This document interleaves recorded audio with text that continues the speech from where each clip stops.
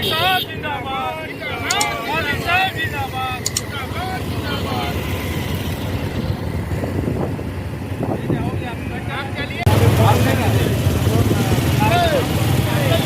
पीछे आइए आप लोग भी पीछे आइए। चल हम करें स्पीड में चल।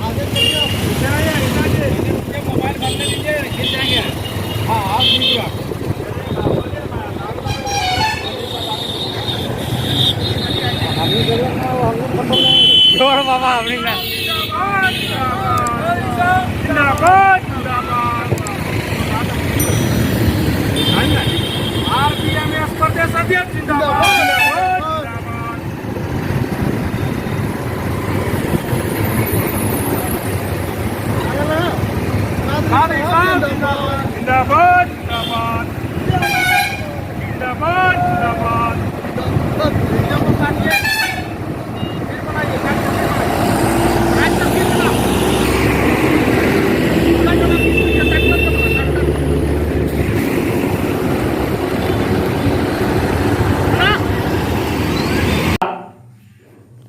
और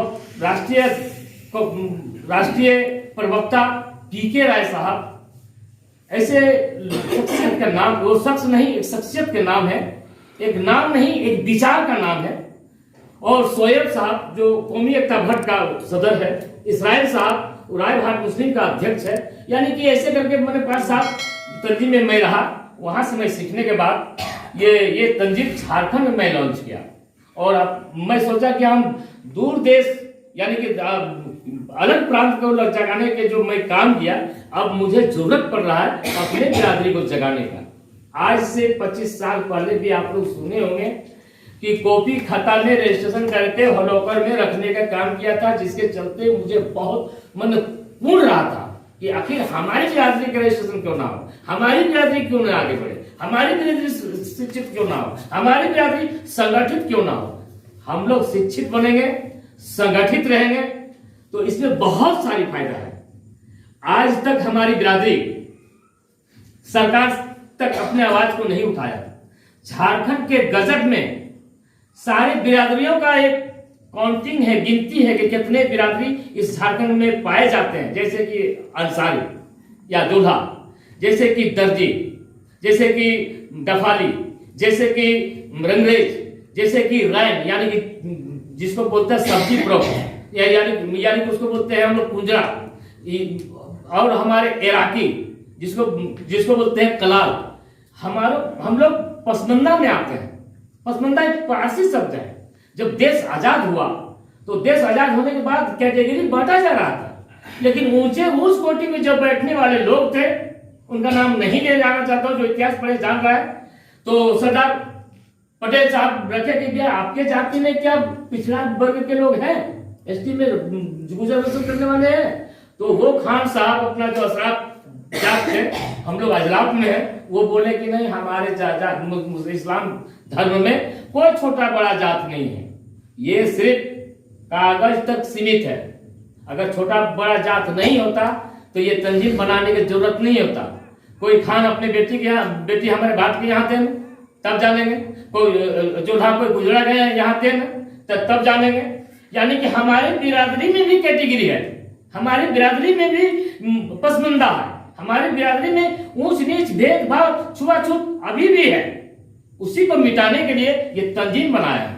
ये तंजीम के मार्फत से मैं हमारे फेसबुक में यदि कोई होंगे तो मैं लिखता हूँ, जब से मैं होश सवार और सोशल एक्टिविस्ट भी हूं मैं लिखता हूँ कि अगर आप इस्लाम के मानने वाले हैं और नबी के फॉलोअर हैं और सही आप यदि कहते हैं कि एक ही सप में सब खड़े हो गए, महबूब अयाज ना कोई बंदा रहा ना कोई बंदा नवाज, तो एक काम कीजिए कि आप शादी ब्याह भी चालू कर दीजिए। ये सिर्फ कागज कॉपी करता है। हाँ, अगर अब ये इस चीज को देख करके इस्लाम धर्म में परिवर्तन होने वाला सबसे पहले ब्राह्मण कुल के ब्राह्मण जात थे कि वो देखे कि इस धर्म में इस जात में कि कोई जात पात नहीं है, ऊंच नीच नहीं है, भेदभाव नहीं है। और दानीश्वर थे हमारे पूर्वज जो ब्राह्मण भट्ट से कन्वर्ट होकर इस्लाम में मंसूब हुए थे और दस्ते में दस्त रख के अताई रसूल ख्वाजा गरीब नवाज के हाथों में हाथ रख के हमारे बिरादरी इस्लाम में मंसूब हुए। उसके बाद हमारे पूर्वज का इतिहास रहा है कि वो कविराज कहलाए, कहीं कहीं सलाहकार कहलाए।